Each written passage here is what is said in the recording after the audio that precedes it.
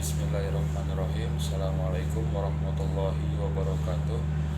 Perkenalkan, nama saya Muhammad Salman Al-Farisi dari kelas dengan NIM 111911059 dari kelas manajemen MA 19A3. Jadi dibuatnya video ini adalah untuk memenuhi tugas besar dari mata kuliah BLK dengan dosen pengampu Bapak Muhammad Ihsan Eskom MM. Jadi dalam video ini saya akan menjelaskan mengenai Bank Indonesia, khususnya adalah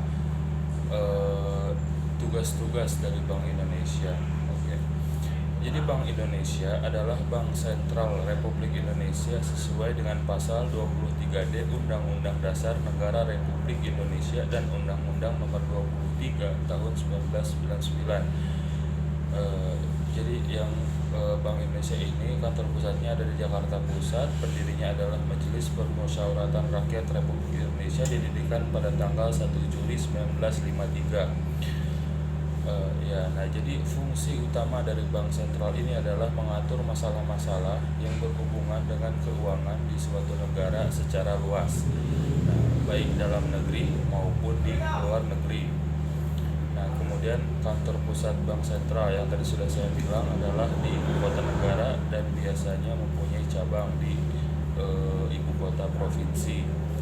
Kemudian tujuan Bank Indonesia ini adalah yang pertama itu mencapai dan memelihara kestabilan rupiah terhadap barang dan jasa yang tercermin dari lajur inflasi mata uang negara lain.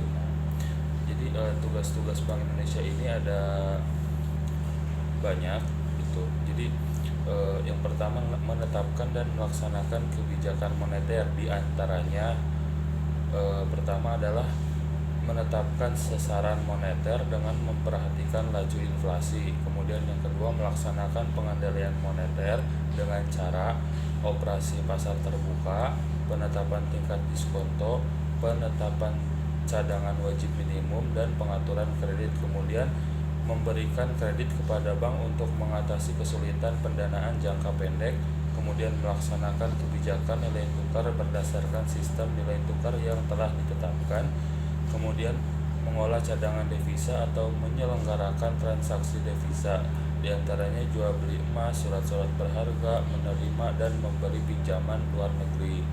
Kemudian selanjutnya menyelenggarakan survei secara berkala.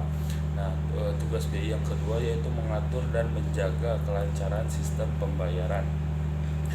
Jadi diantaranya adalah yang pertama melaksanakan dan memberikan persetujuan dan izin atas penyelenggaraan jasa sistem pembayaran.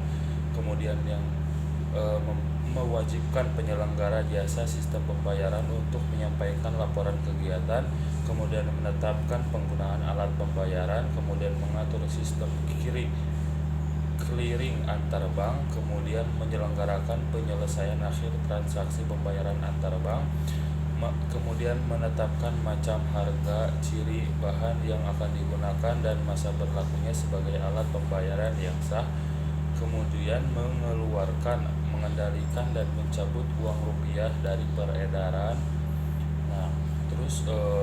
Tugas Bank Indonesia yang ketiga yaitu mengatur dan mengawasi bank, diantaranya memberikan dan mencabut izin operasi bank, mewajibkan penyampaian laporan, melakukan pemeriksaan bank.